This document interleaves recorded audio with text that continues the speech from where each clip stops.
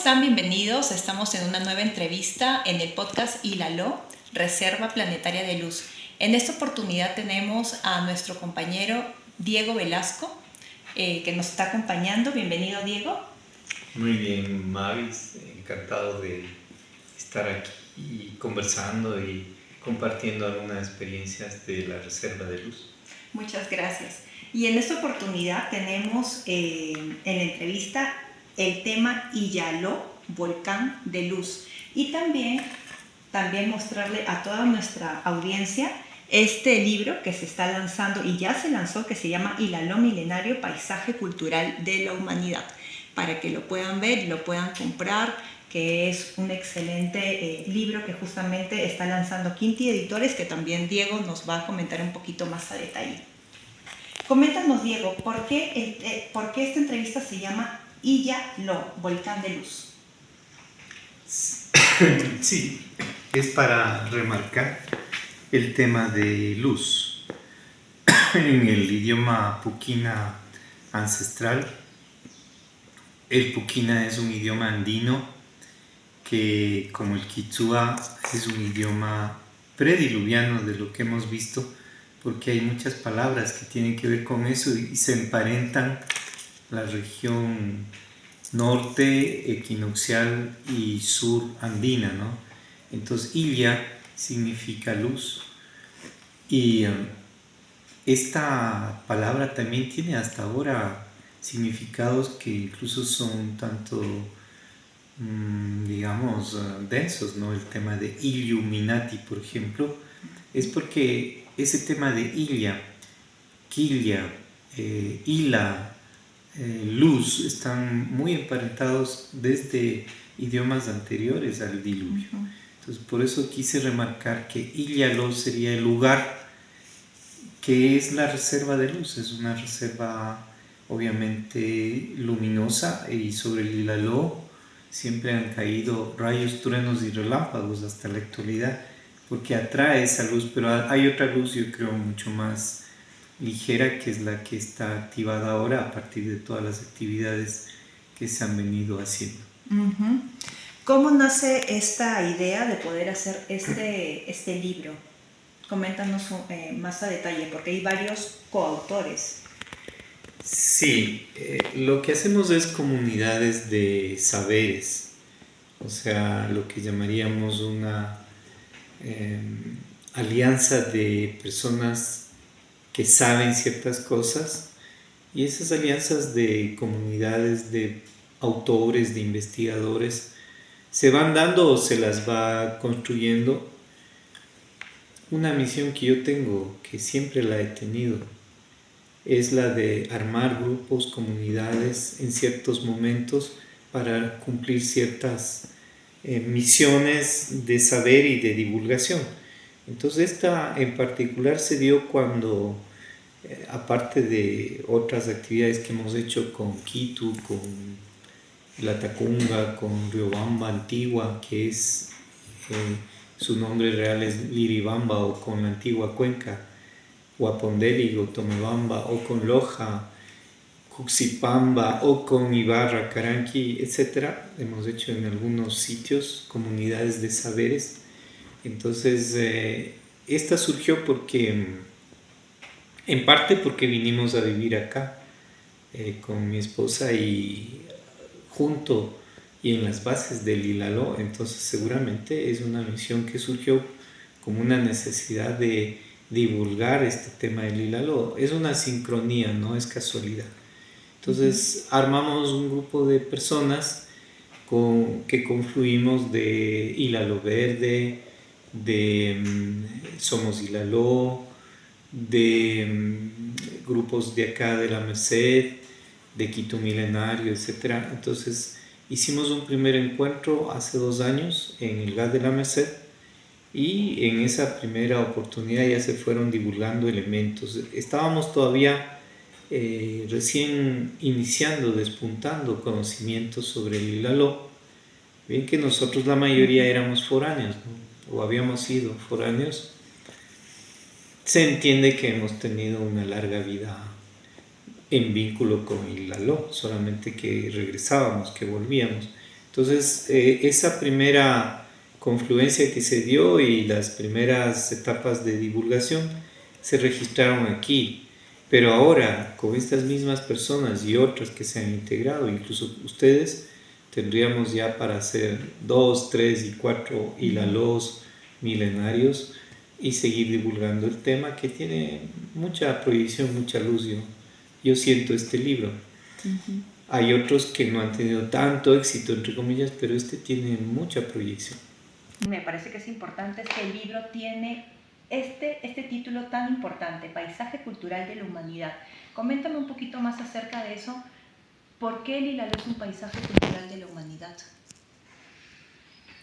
Esa es una categoría de la UNESCO, pero yo no tenía muy claro, sino hasta hace poco, que desde hace unos 20 años, y voy a decir en base a quién como fuente, a un investigador cubano que estuvo en Ecuador, de él oí por primera vez, puede ser más de 20 años, el concepto paisaje cultural de la humanidad, y entonces conversando con él entendí que la UNESCO tenía varias categorías que no eran solo la que aquí se difunde de patrimonio de la humanidad, que tiende a ser demasiado barroquista, colonialista, por ejemplo en Quito o en Cuenca, ¿no? O a veces tiende a ser reserva de la humanidad, de la biosfera, etcétera, muy en la onda ecológica.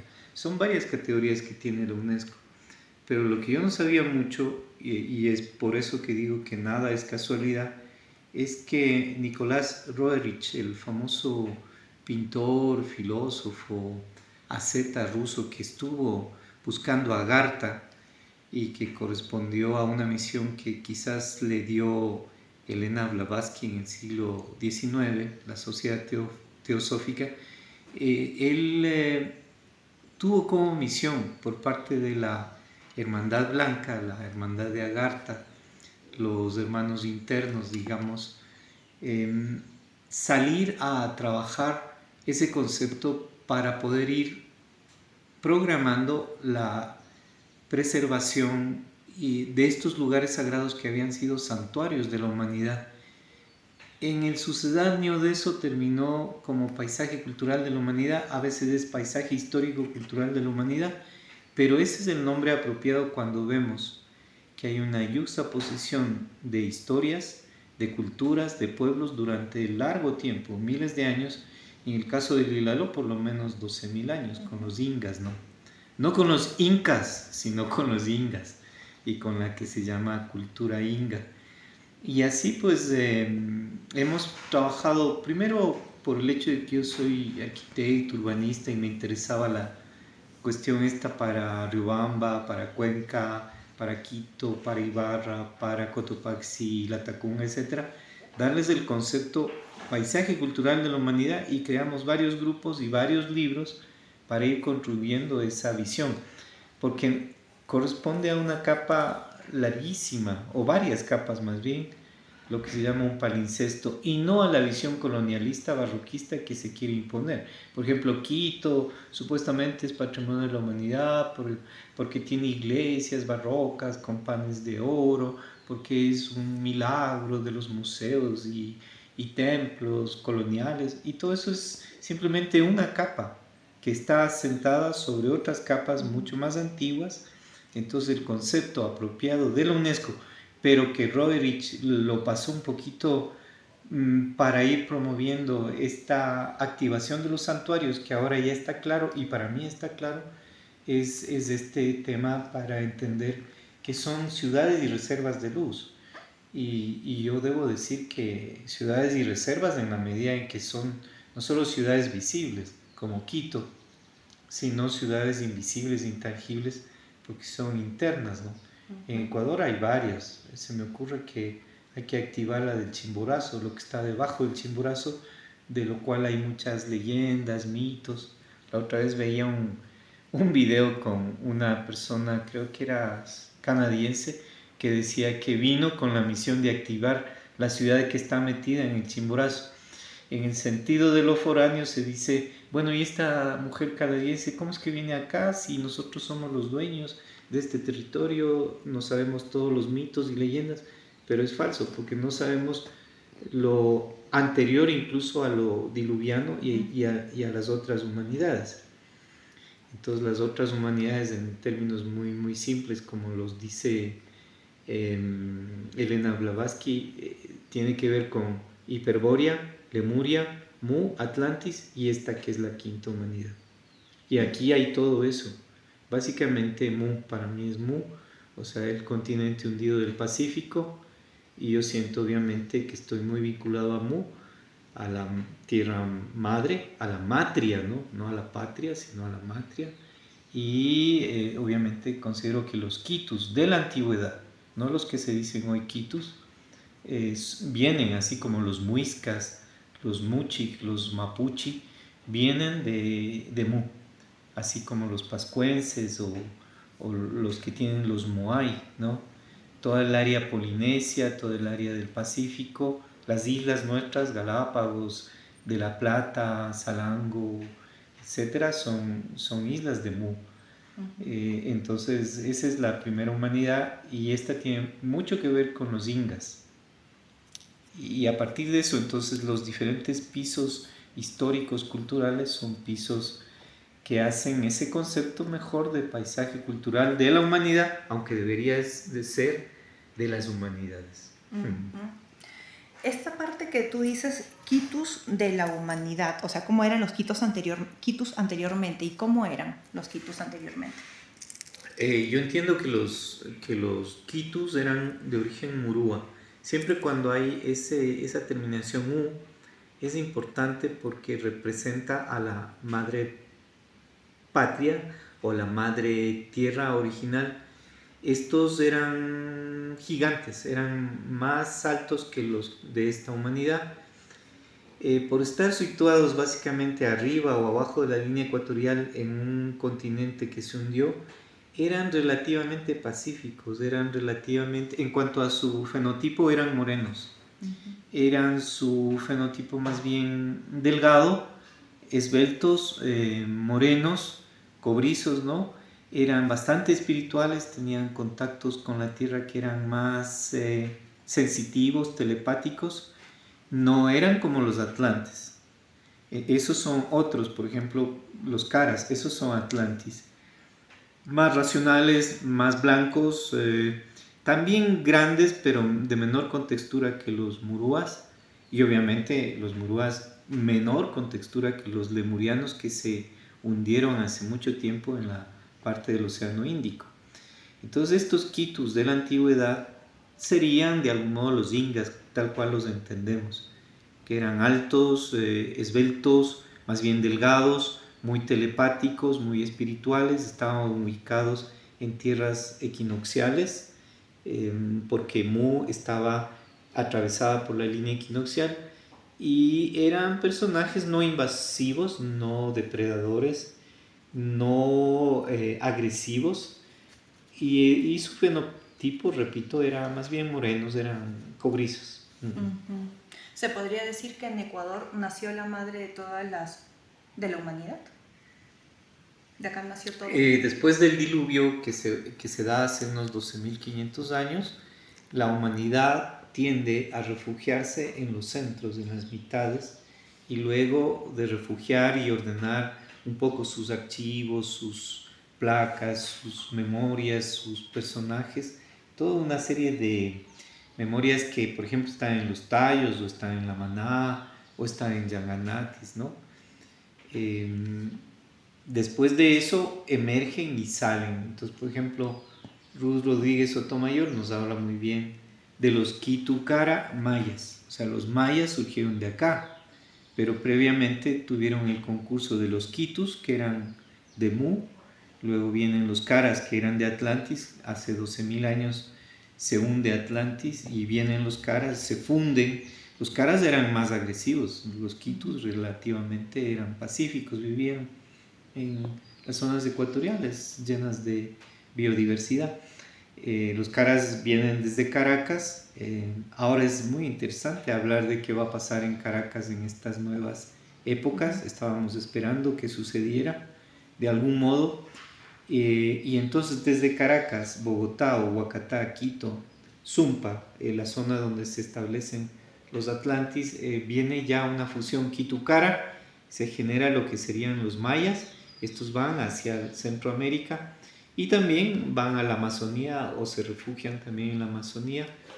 Por eso los tallos es importante como un resguardo interno, subterráneo, como una agarta en los Andes, en la base de los Antis, tal cual la agarta que buscaba Roerich en la base de los Himalayas.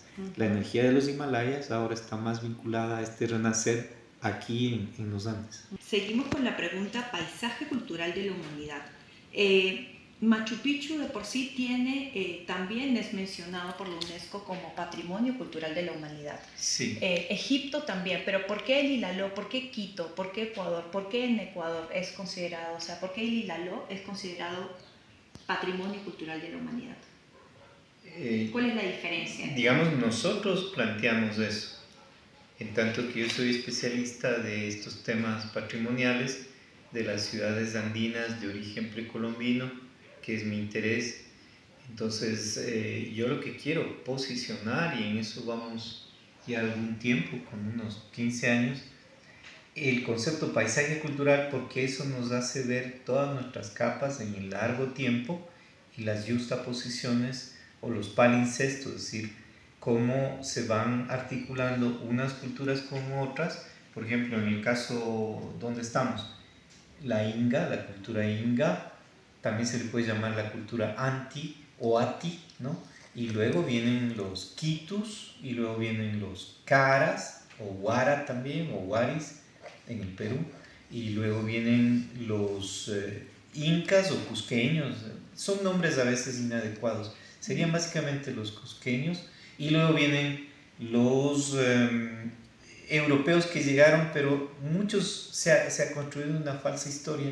En realidad muchos eran moros, muchos eran sefarditas, unos pocos castellanos, y entonces esa fusión que se va dando y posterior, no es que el Ecuador tenga una migración muy fuerte ya en el siglo XVIII, XIX, como tuvieron otros pueblos, digamos, por decir algo, latina, italiana, ¿no es cierto? Por ejemplo, no, eso de Latinoamérica es un disparate.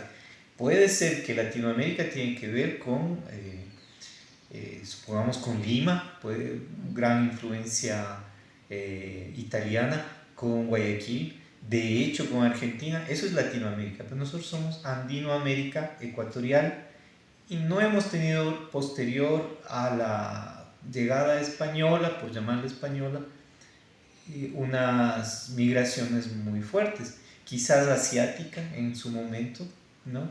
Ahora por otras razones tenemos otras migraciones, tuvimos la colombiana, la venezolana, se va volviendo un crisol. Entonces los paisajes culturales son crisoles y hay ciudades que son realmente metropolitanas, se van volviendo crisoles. Quito es un crisol, Guayaquil es un crisol. Aquí todavía no tenemos esas mezclas, pero si lo vemos en el largo tiempo, desde lo Inga hasta la actualidad, pues estamos en un área que es multicultural. Entonces hasta podría extenderse el concepto de la UNESCO, paisaje multicultural de la humanidad. Y hay otro concepto que maneja la UNESCO. Todos estos han sido olvidados y esos yo creo los propuso Roerich, pero no fueron totalmente asimilados. Santuarios de la humanidad. Y no corresponde santuarios en términos católicos, ¿no? Como diríamos de alguna religión, sino lugares santos, lugares sagrados de la humanidad. Entonces el Ilaló es un santuario de la humanidad en un sentido incluso más amplio que paisaje cultural.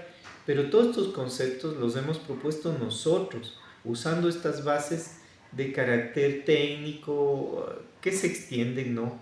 Pero obviamente Machu Picchu es un paisaje multicultural de la humanidad. Machu Picchu no es inca, ¿no? No es inca porque basta nomás ver en Sacsayhuamán, en Cusco y en Machu Picchu unas bases ciclópeas que serían, yo diría, murúas, son gigantescas. Posteriormente, entonces ya vienen las diferentes capas de humanidades hasta llegar a los incas en 1300. Entonces, esos conceptos hay que ir destronando. Machu Picchu no es inca en su origen, pero finalmente lo es. Quito no es inca en su origen, es quichua y es inga en esta parte de los valles orientales, pero finalmente es inca. Y lo que hoy llamamos colonial es la superposición de la llamada fundación española sobre lo inca.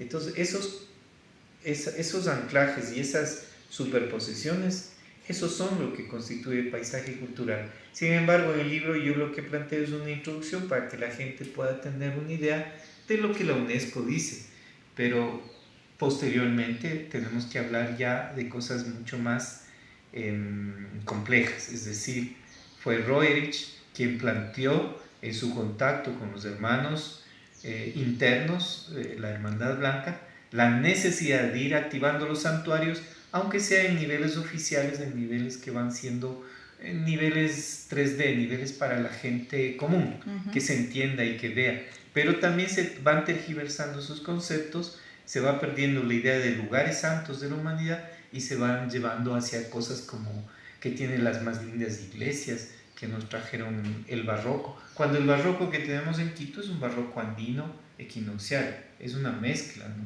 Nunca es un barroco español, ni italiano, entonces eso hay que entenderlo con sus singularidades. Se podría decir que de alguna manera los españoles trataron de borrar la ancestralidad, trataron de borrar lo antiguo para poder crear una nueva ilusión, se podría decir entre comillas, y la gente crea en eso. Claro, los que llamaríamos españoles. Sabemos ahora que América es una cuna del Renacimiento y lo que hoy llamamos Ecuador, después del diluvio, hace 12.500 años, ¿no? Viene la etapa postglacial, ¿no?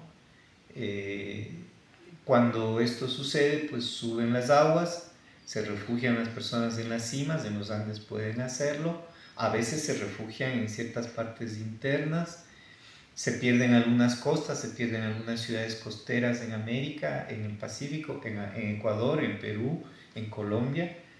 Entonces, cuando viene este renacimiento de la humanidad, entonces este renacimiento nos permite entender que desde aquí resurge la posibilidad de vida en esto que llamaríamos el Pachacuti, también el diluvio en los mitos andinos se llama el Unu Pachacuti, ¿no? El Unu Pachacuti es cuando llega el diluvio, termina una humanidad, algunos de estos gigantes subsisten, se van extinguiendo de algún modo y viene esta humanidad. Ahora, toda esa historia la quieren borrar los que llamamos los vaticanos, es decir, los que asumen de manera inadecuada, inapropiada y perversa la historia de la humanidad según sus cronologías, según sus fechas, según sus conceptos de historia. Para eso utilizan una serie de mecanismos que son cronológicamente pues, inexactos, ¿no? Y hasta ahora vivimos que hemos pasado un año, tal, no hemos pasado ningún año. Hasta marzo nosotros recién estaríamos pasando a un ciclo natural y un ciclo astronómico para iniciar un nuevo año solar. Año lunar todavía lo manejan los áchilas, ¿no? Lo que llaman el kasama. Otras culturas manejan también, claro, los musulmanes, los judíos, los chinos manejan otros ciclos. Alteran la cronología, alteran la historia de la humanidad diciendo que toda la civilización viene de Europa, cuando en realidad ellos simplemente fueron usufructuarios de lo que aquí vinieron a encontrar. Pero lo más reciente que debemos saber, y que los que quieran saber, es que cuando se hundió Atlantis y posterior a eso hubo hermandades, grupos, gente que supo que eso se dio y otros que quisieron ocultar eso para construir una historia de la humanidad que es la que maneja la gente. Y entonces ahí aparecen, por ejemplo, la línea que llamaríamos la línea de la mujer, del sagrado femenino. El sagrado femenino es el que resurgió después del diluvio y estas eran culturas eminentemente femeninas. Y habían otras que quedaron en el Mediterráneo y en Medio Oriente sueltas. Entonces viene la imposición del masculino, y este masculino está vinculado a la Iglesia Vaticana, que es nada más una transformación de lo romano latino que se enmascara, que muta el Imperio Romano al cristianismo, usando a Cristo, que no tiene nada que ver con esto, aniquilando el sagrado femenino, manteniendo el de la Virgen María, es decir, la parte mariana, porque se dan cuenta que aquí no podrían trabajar sin ese sagrado femenino, pero alterando a su mujer, que sería a la Magdalena, a toda la tradición de su descendencia, la de Cristo y del conocimiento del sagrado femenino. Pero, por ejemplo, en Europa habían grupos que manejaron eso, por ejemplo los templarios, y que sabían que se hundió un continente, que la historia inventada por el Vaticano y los romanos era falsa, y venían y estuvieron acá, los llamados templarios, que custodiaban lo que hoy llamamos la Merced, el sagrado femenino, la parte de Sara, la parte de Magdalena, tiene una serie de equivalentes. Y entonces cuando llegaron estos tales españoles, la mayoría eran judíos y aliados con vaticanos, romanos, ¿no? Y unos cuantos castellanos que estaban en construcción de lo que luego se llamaría España, y también moros, o sea, musulmanes que quedaron entrampados ahí después de la derrota aparente de los moros de España, de la expulsión de los judíos o de su conversión. Entonces todos estos vienen con Colón. Colón es un oportunista que usa el conocimiento y mapas de los templarios. 200 años después viene con toda esta historia que nos han contado, y entonces lo que vienen trayendo es la aniquilación de lo masculino sobre el sagrado femenino. Incluso el hacer lo que hicieron en Europa con los templarios, perseguirlos, aniquilarlos, y estos tuvieron que meterse, esconderse, y luego reaparecieron en otras logias, sectas, hermandades, no todas ya con mucha, digamos, precisión de lo inicial. Y aquí en América, por eso es que aquí, incluso en Ecuador, pues hay tantas vírgenes, que la Virgen del Quinche, que la Virgen de las Lajas, del Cajas, que la Virgen de Valvanera, que la Virgen de Loja, etc. Porque el sagrado femenino permanece, y no solo en el sagrado femenino, digamos, espirituoso, sino guerrero. Por eso tenemos todavía el concepto de las quelas, de las mujeres guerreras, de las mamitas quelacus, de las quelas iluminadas, de las mujeres jaguar. Y una de las relaciones con Ilaló es que posteriormente habrá sido un sitio de expansión de las mujeres jaguar, y por eso el sucedáneo de Ilaló sería Quelajaló. Quela es jaguar y tiene una connotación femenina. El lugar de las quelas, el lugar del sagrado femenino, de las aguas termales, del matriarcado, acá habrá estado, y lo hemos sentido, ¿no es cierto?, la Pacha Tuchiquela, que le llaman Pacha Duchicela, es decir, la madre de Atahualpa.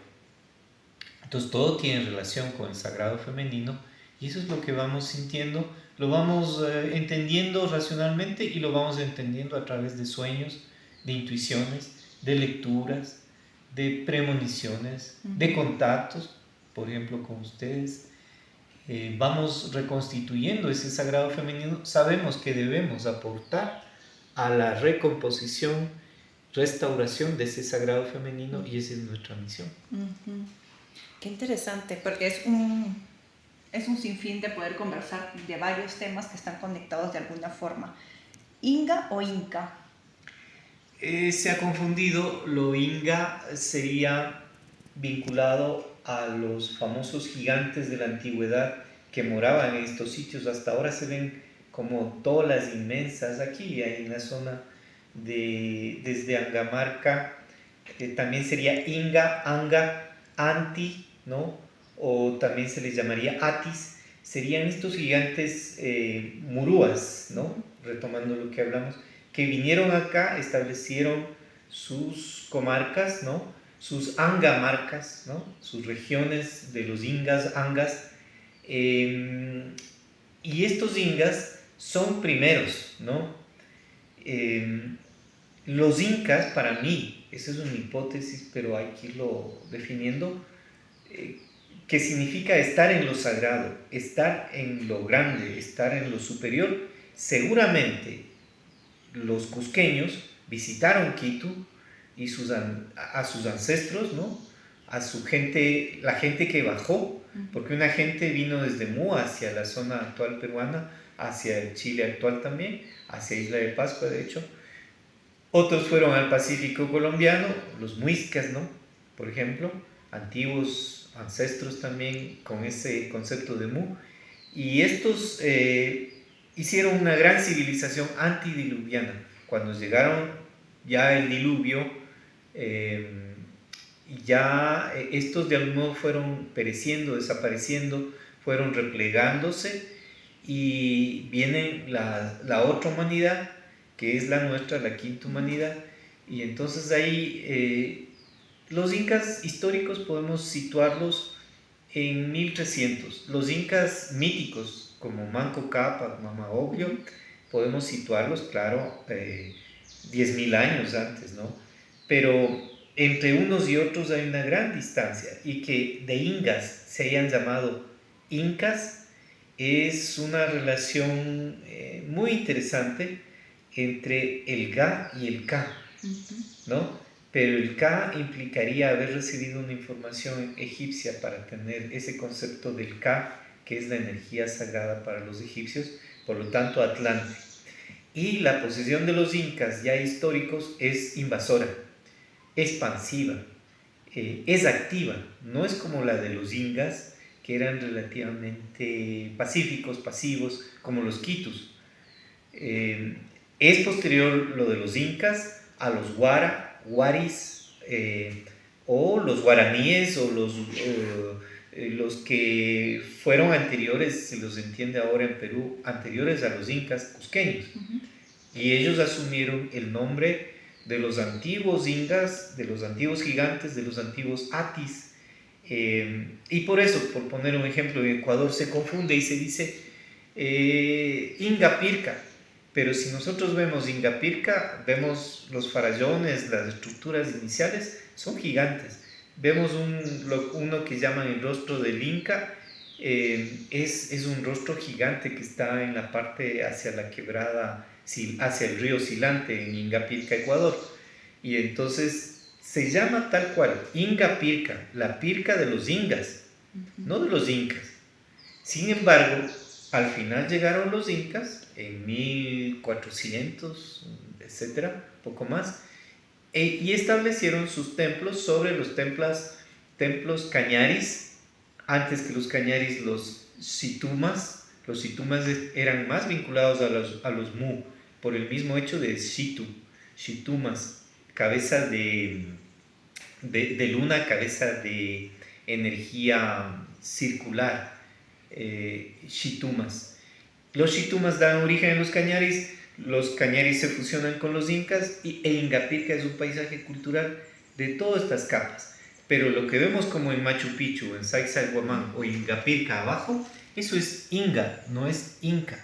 Lo Inca histórico sería desde, sobre todo de la época grande de el Pachacuti Inca, que asume ese nombre, entiende toda la cosmología de los Pachacuti, retoma el origen, ellos dicen, desde el lago Titicaca, donde surgieron Manco Cápac, Mama Ocllo. También tienen otro mito vinculado a las cuevas de Pacaritambo, porque hablan un poco de los antiguos que vivían en cuevas, entonces de los antiguos ingas o de los antiguos antis, de ahí viene el nombre Andes, ¿no?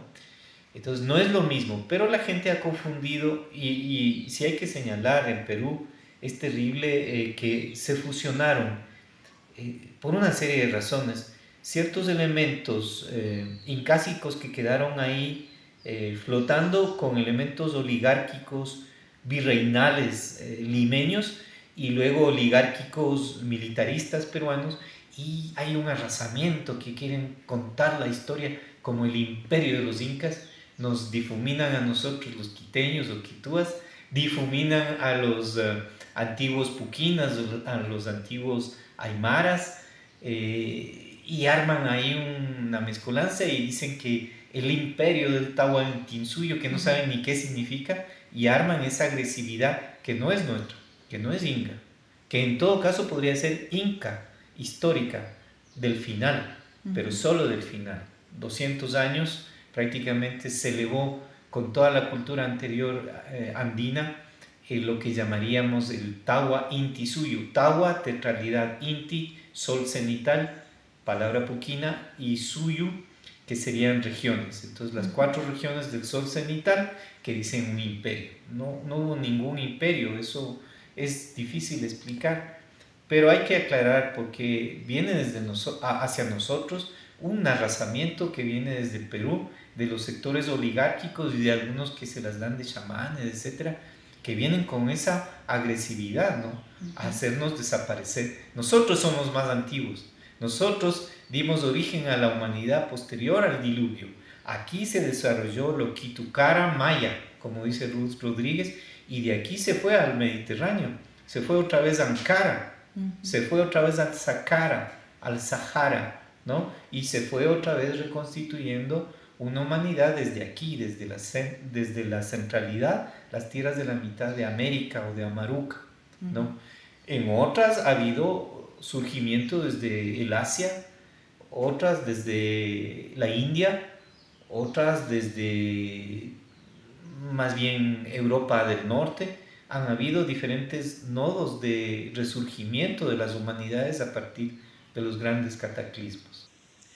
De acuerdo a lo que nos está diciendo, entonces, sería de, sí, confirmar de que realmente los españoles cuando vinieron ya sabían que el corazón de Latinoamérica, se podría decir del mundo también, era Ecuador, venían ya solamente a poder ya, sí, o sea, como que acabar con Ecuador, prácticamente. Claro, ellos ya sabían que los templarios habían estado en lo que llamamos Norteamérica, que habían ya quizás llegado a algunas islas del Caribe, ¿no? Que habían llegado quizás a la parte norte de Sudamérica, ¿no?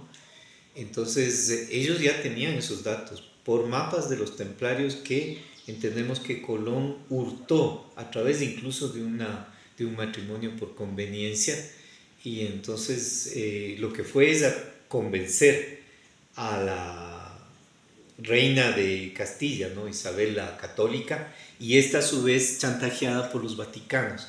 Los vaticanos llamaríamos a los perversos romanos que se adscribieron rápidamente a un tal cristianismo y a una iglesia católica. Son los grandes falsarios de la humanidad. Construyeron su calendario, su cronología, su historia falsa y negaron todo lo anterior. Todo eso ahora se está desmoronando, desbaratando. Quizás algunos todavía funcionan con esos conocimientos, pero poco a poco se irán develando mejor. Entonces, al menos en Amaruca, que sería la parte de América del Sur, porque este sabio chileno ecuatoriano Hugo Burgos de Stone, que trabajó mucho sobre estos temas antiguos, hablaba de Amaraca, Amerricua y Amaruca.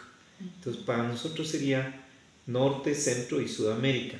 Son 3 cuerpos muy interesantes de esa trinidad, y en el caso de la del sur, Amaruca, que está vinculado a Amaru, a la gran serpiente de agua, que sería el Amazonas, ¿no? Alguna vez la zona amazónica, hace miles de años, quizás millones, también incluso hace mucho tiempo en el pretérito, fue un golfo que entraba, ¿no? Es lo que se llamaba Atlantis, o sea, Atl, el Atlántico, y la Atlántida tenía contacto con Antis, Atlantis, golpeaba. Hasta ahora se encuentran estructuras en Perú, en Colombia, en Venezuela, en Ecuador, que la gente dice son pirámides, son estructuras, murallas. Entonces había ese contacto y a veces esas luchas entre los Antis y los Atlantis, ¿no?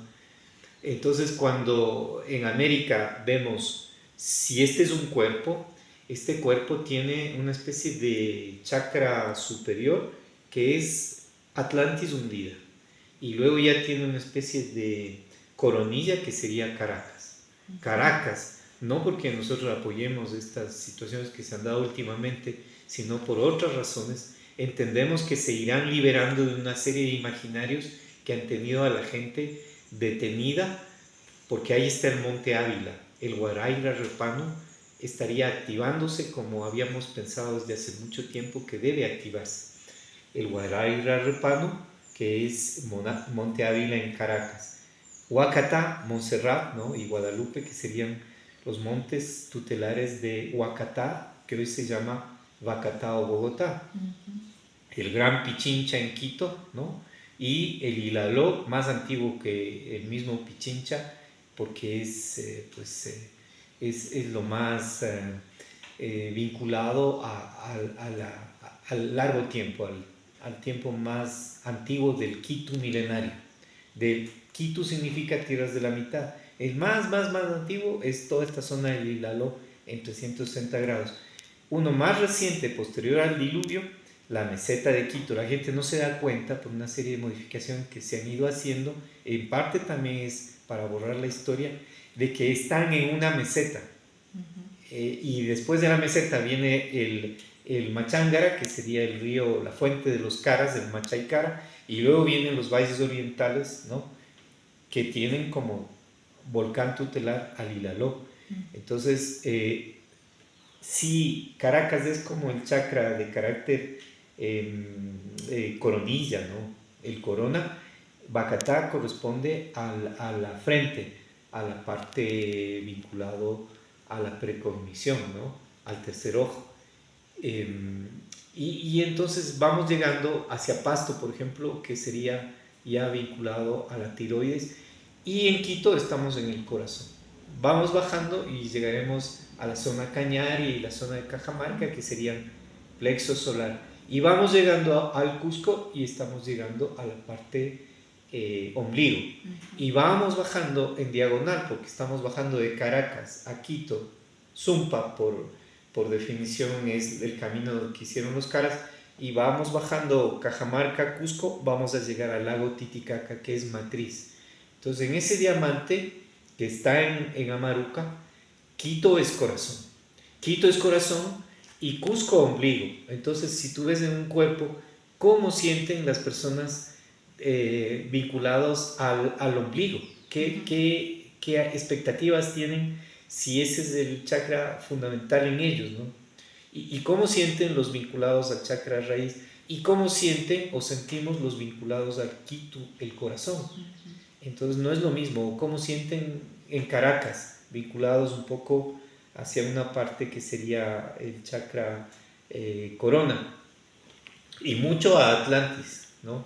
Que estaría como, es un chakra como por fuera del cuerpo humano, pero está ahí, es en la esfera de luz que tenemos, y que tiene el continente, y que tiene la Tierra, porque la Tierra tiene chakras. También tendría otros corazones, otros nodos en el hemisferio occidental. Para nosotros, Occidente es Asia, si nos situamos aquí, y es Oriente, Europa, ¿no? Es África, Oriente.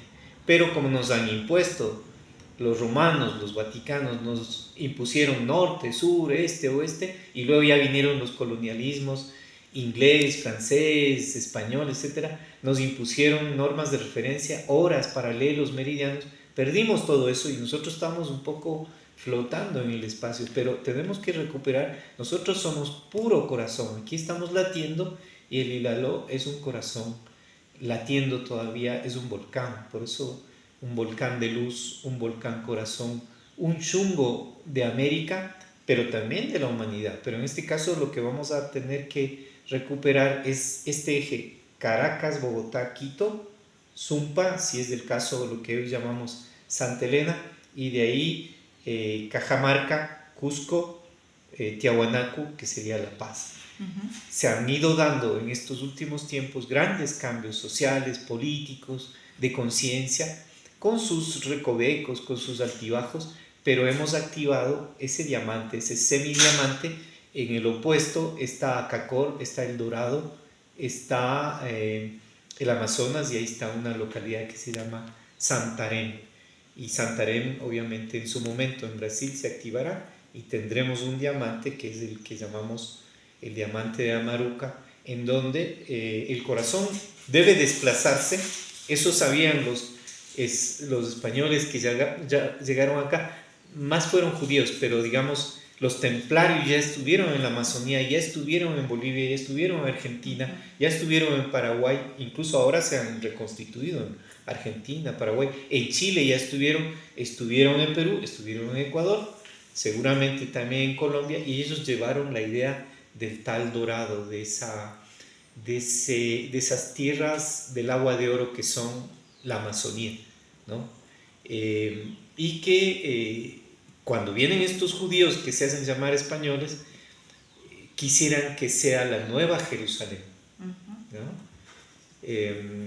Los templarios más bien llamaban la nueva Atlantis, pero los judíos los llevaron por la nueva Jerusalén. Y Quito, y eso lo debo decir ahora, y hay que tener mucho cuidado, está tomada por los judíos.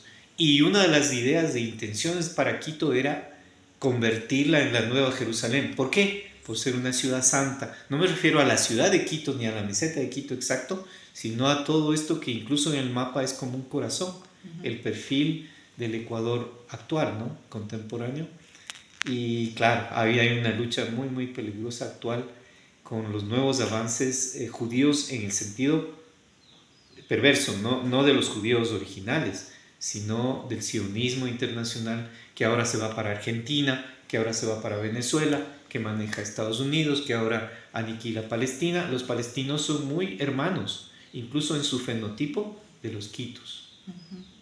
Hay aquí en una zona, alguna vez estuvimos en una zona que se llama Cocotoc, donde había un señor, no me acuerdo su apellido, era compañero del Consejo de Sabios Quito, el nombre de este señor y de su compañero no recuerdo en este momento, ya lo voy a recordar.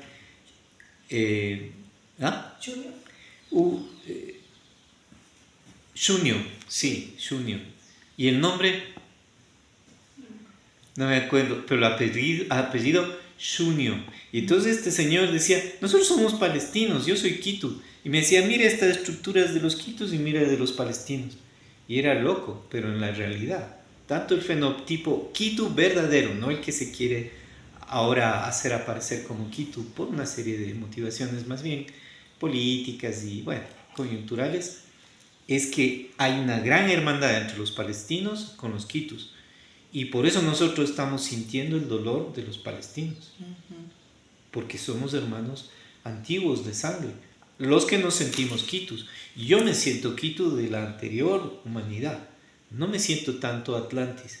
He visto a mucha gente que ahora se recupera y dice, yo soy Atlante, yo me siento más Murúa, de la tierra madre del Pacífico, de esa zona que era una zona relativamente pacífica, ¿no? El nombre termina siendo muy coherente, el Océano Pacífico. El Atlántico era una relación muchas veces belicosa entre Atl y Antis. Por eso los Antis de la antigüedad tienen tantas murallas en las bases de la cordillera real del Ecuador. Esta parte que tú comentas, porque también está en un capítulo del libro que dice ciudad y reserva del Ilaló. Hay una parte que también estás mencionando que dice intraterrenos, el Chimborazo.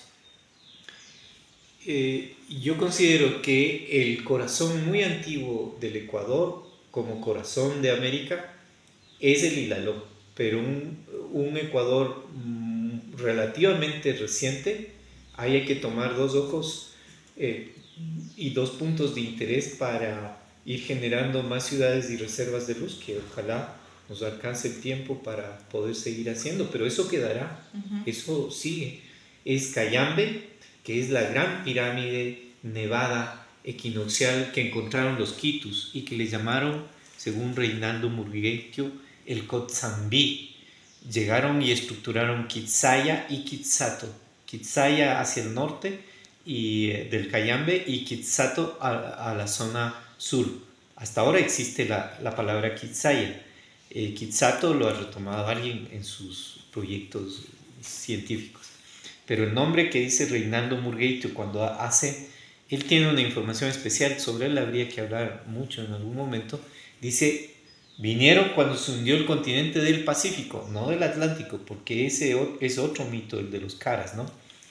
Llegan al Cotsambi, establecen Kitsaya y Kitsato alrededor de la línea equinoccial, y el Cayambe es una pirámide nevada natural en la mitad del mundo.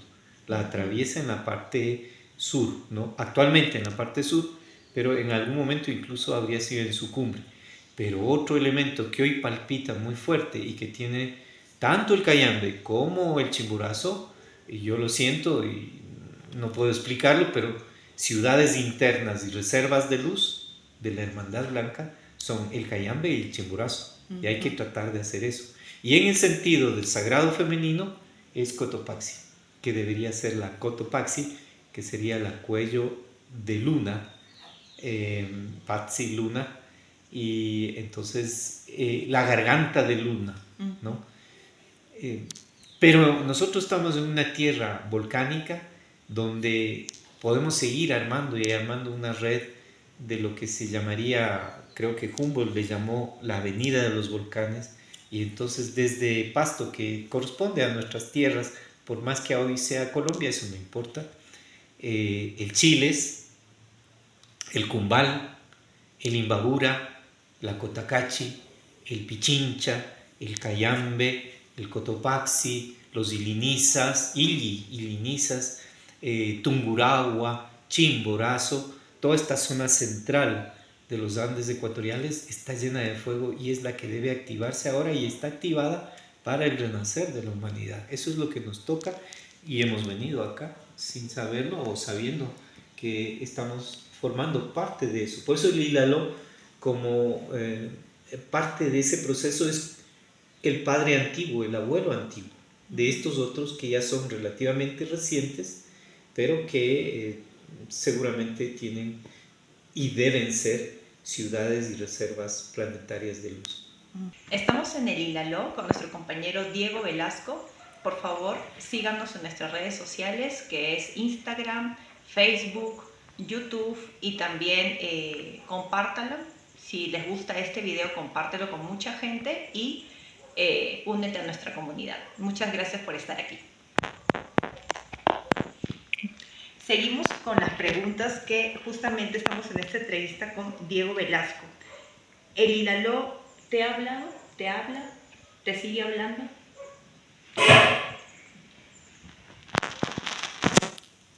Sí, yo creo que hay formas de comunicación de la naturaleza con las personas a través de mensajeros, por ejemplo, a través de aves, lo que se llaman los apus, ¿no?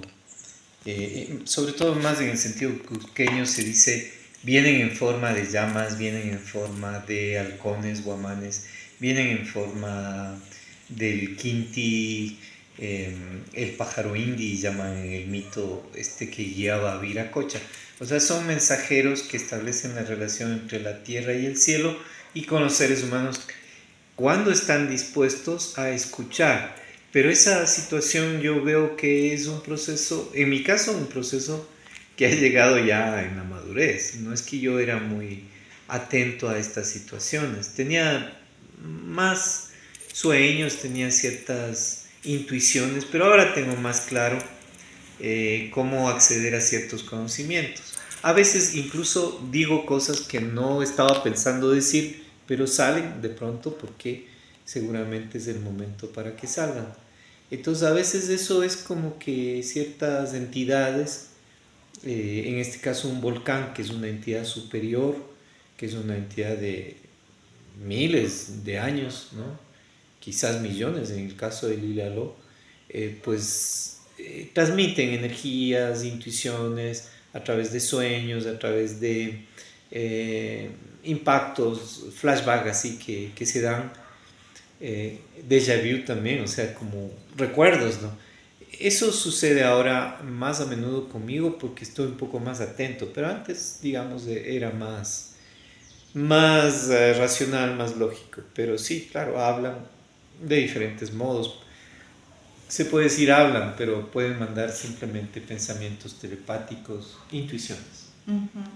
Coméntanos acerca de estas tertulias que van a ser en Tumbaco y en la Merced. Ya, o sea, los libros que nosotros hacemos con Quinti Editores, ya se entenderá por qué se llama Quinti Editores y por Quito Milenario, que yo antes no entendía en toda su dimensión qué era Quito Milenario. Era parte de mi misión para seguir activando estas ciudades reservas de luz bajo conceptos que la gente entienda de manera pues técnica. Esa ha sido mi formación en ordenamiento territorial, en historia urbana. O sea, esa fue mi vida, digamos, oficial y la vida que yo llevé en términos del mundo técnico, profesional. Pero ahora yo entiendo que es parte de otros elementos. Entonces, hemos hecho varios libros, ya como 25, vinculados a Quinti Editores y Quito Milenario, generando comunidades en diferentes sitios y nunca asumiendo que yo voy a salir como el autor principal. Ya habrá un momento en que yo salga como un autor principal, pero en este momento han sido comunidades. Entonces yo me llamo compilador y coautor y hemos hecho una comunidad. Y así como hacemos una comunidad de conocimientos o de saberes, hacemos una comunidad de divulgación. Entonces no le llamamos exactamente presentación, lanzamiento, que son las palabras oficiales, sino tertulias de divulgación, de socialización. Hacemos lo que en el mundo andino se llamaría un círculo, un tandanacuy, y en ese círculo hablamos y compartimos experiencias. Hasta como los indios norteamericanos dicen, hacer la rueda para medicinal o para fumar la pipa de la paz, yo no sé, eso es interesante.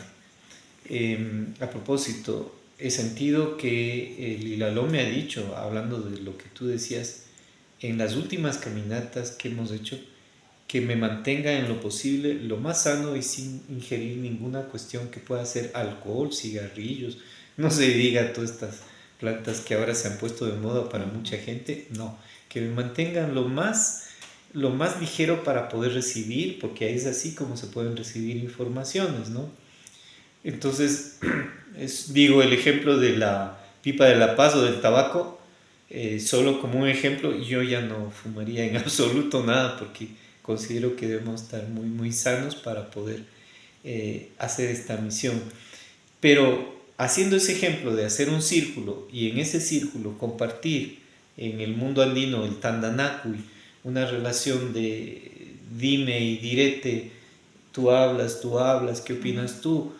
Ese es el tiempo actual que también debe expresarse con los libros, de comunidad, de establecer consensos, de manejar ciertas ideas en común. Y eso es lo que para el Ecuador y para América y quizás para el mundo, ese es el mensaje de las comunidades de bióticas y de las comunidades de volcanes que tenemos. O sea, hacer comunis, hacer comunicación, hacer comunión, y esa comunión implica una vía comunitaria.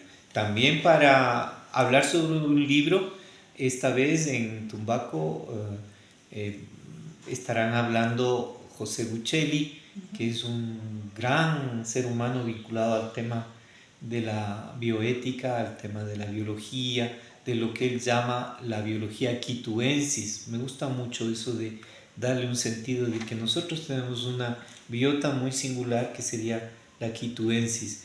Y Fernando Ponce, que ha estado estudiando el Ingañán, inició pensando en el Capañán y terminó pensando en el Ingañán, o sea, porque estos caminos son más antiguos y seguramente por este lado no se interesaron mucho los incas, se interesaron por la meseta de Quito, pero acá los incas ya fueron definiendo un sistema vial interesantísimo para relacionar Cotopaxi con Imbabura, por ejemplo, pasando por el Ilaló o yéndose hacia la Amazonía, hacia la zona de Papayacta y Quijos, etc. Entonces, y también por el Tingo, haciendo un tinku y yendo hacia Aloag y llegando hacia la costa, y desde ahí incluso a la región insular. Entonces fue una especie de crisol, el Ilaló, en donde se relacionaban así los caminos.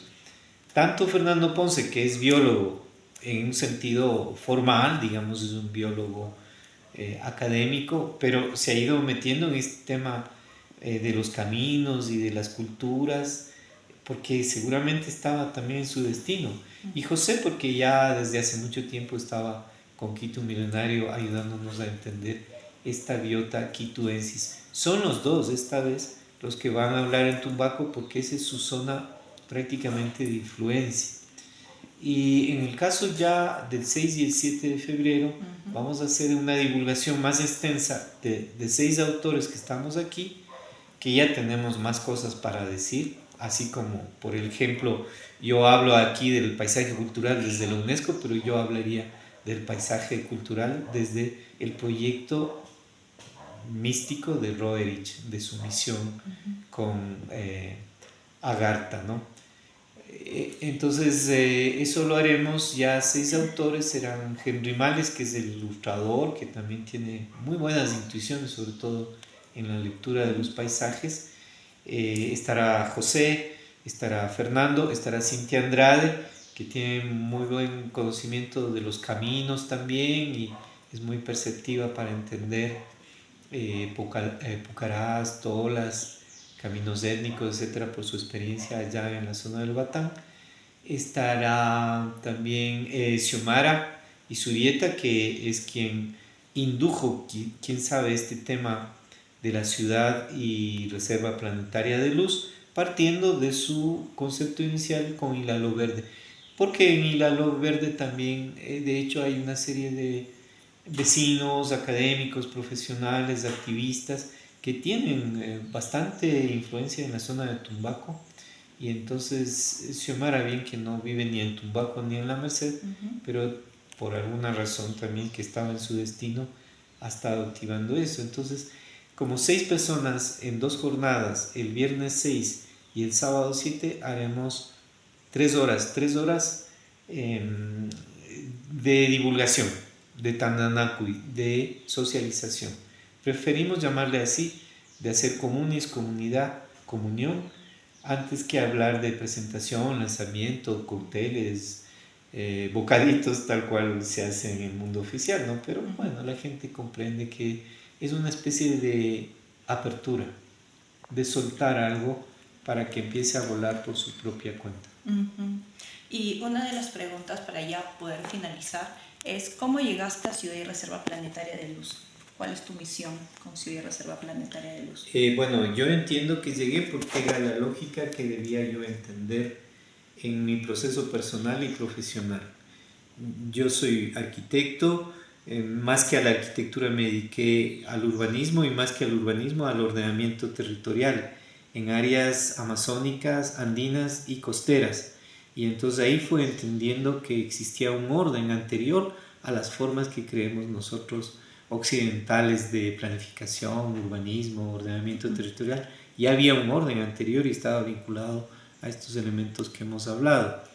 Posterior decidimos trabajar en defensas patrimoniales, la defensa de San Francisco de Quito, el pasar de un concepto colonialista de las ciudades que hoy creemos que son coloniales o republicanas, como Cuenca, como Ibarra, como Latacunga, como Riobamba, bajo una visión ya de paisajes culturales y por obvias razones, en mi propio proceso en esta época, llegar a como del 3D al 5D, o sea, pasar de la materia más crasa y de las 3 dimensiones, largo, ancho y espesor, al tema energético, al tema de luz, porque sabemos que estamos activando en el planeta, en este planeta Gaia, Gea, Tierra, con la cual este concepto de Gaia ya hace 30 años ya estábamos familiarizados con la teoría Gaia. O sea, sumando todos estos elementos en mi trayectoria más bien ya personal, implica pasar a una etapa en la cual tengamos conciencia que estamos activando nodos y reservas de luz en América y estos aportan a todos los de la humanidad en donde tanta gente está activando. Sabemos que hay el grupo del GOF y que ahí hay por lo menos 40 ciudades y reservas de luz y gente que está en Colombia y que está en Norteamérica y que está en Europa y etcétera, activando esto, y esto implica ya pasar a otro nivel. El concepto que hay que decirlo ya para toda la gente de los hermanos mayores exobiológicos, ¿no? Entidades exobiológicas Pléyades, Lira, Arturus, Urmas, etc., hacia también a las hermandades internas, ¿no? Ujú. La hermandad blanca y también los seres elementales que viven hacia el interno. Entonces estamos relacionándolo con el mundo andino, aunque la gente no lo entienda bien, es el Hanan Pacha, el Kai Pacha y el Ucupacha. El mundo de arriba, el mundo de aquí y el mundo interno. La gente dice eso y algunos dicen, eso es la cosmovisión andina, pero no entienden. O sea, el mundo de arriba tiene que ver con las entidades exobiológicas, el mundo de abajo con las entidades intrabiológicas y el mundo de aquí y ahora con esta humanidad y las humanidades anteriores. Ujú. Entonces es lógico que hemos ido atravesando diferentes etapas hasta llegar a aceptar esto, porque cada vez esto será más próximo a la gente. Unos se reirán, se burlarán, bueno, no importa, pero otros cada vez somos más en el mundo que vamos asumiendo estos desafíos porque es el momento para hacerlo. Es un momento crucial para la humanidad, es una encrucijada y todo esto confluye a una cosa pequeñita, pero lo singular está vinculado a lo general, el todo a las partes. Ujú. Agradecemos a nuestro compañero Diego Velasco por esta entrevista. Sabemos que no va a ser la última entrevista, sino vamos a hacer muchas entrevistas. Y por favor, a todas las personas que nos están escuchando en estos momentos, denle like, compartan con otras personas si les gustó el video y sobre todo síganos en nuestras plataformas Instagram, Spotify, YouTube y gracias por estar acá. Muchas gracias. Muchas gracias a ustedes. Sí, una de las pruebas de lo que hablábamos de la relación con los templarios es esta cruz, ¿no es cierto? En realidad, la cruz tiene que ver con lo Quechua. Quechua sería 4 túas que confluyen a un centro ki. Las túas son tes o tupus. Ha permanecido el nombre tu, tua, tupu, ¿no? Esto sería una quitúa y si lo vemos ya en relación a los templarios, ellos tenían esta cruz en diferentes formas, incluso uniendo como en triángulos hacia el centro. Eso demuestra la relación que ellos tuvieron incluso para construir su símbolo o manejar un símbolo atlante que ellos buscaban, sabiendo que el Vaticano se esforzaba en esconder lo de Atlantis, esa relación Atlantis, para construir su propia historia mentirosa. Y en este caso, cuando llegaron, se entiende, Colón y sus carabelas vinieron, pero de manera engañando, digamos, a la gente que conocía estos símbolos, engañando en sus carabelas con estas cruces rojas. Ellos dijeron, vuelven, como dijeron esos viracochas, esos personajes que estuvieron y van otra vez a volver, pero los que llegaron eran falsarios. Y ahí pues la historia de la humanidad vuelve otra vez a reescribirse, porque ahora otra vez volvemos con estos símbolos a reactivar puntos de luz y en este caso nuestro hogar para que siga asumiendo energía que sube y desciende y sigue generando, digamos, luz. Esta entrevista se hizo desde Lilaló. Gracias por estar acá. Hermano del africano que llegó de muy lejano y conmigo vivió. Amerindio a mí me dicen porque vivo en las alturas. Ararara, y casi al lado del sol, casi al lado del sol. Hijo del sol luminoso, prodigioso, poderoso, ese crío soy yo. Hermano del africano que llegó de muy lejano y conmigo vivió. Amerindio a mí me dicen porque vivo en las alturas. Tarararara, casi al lado del sol, casi al lado del sol. Hijo del sol luminoso, poderoso, prodigioso, ese crío soy yo. Hermano del africano que llegó de muy lejano y conmigo vivió. Amerindio a mí me dicen porque vivo en las alturas.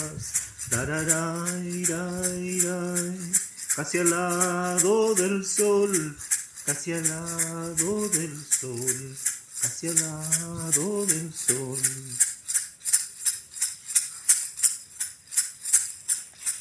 Hijo del sol luminoso, poderoso, prodigioso, ese crío soy yo. Hermano del africano que llegó de muy lejano y conmigo vivió. Amerindio a mí me dicen porque vivo en las alturas. Larararara, casi al lado del sol, casi al lado del sol, casi al lado del sol. Estamos con este excelente panorama de la Merced, de El Hilaló. La energía femenina está activa en estos momentos. La mama Hilaló nos acompaña desde este momento. Esta entrevista fue realizada en este país. Gracias.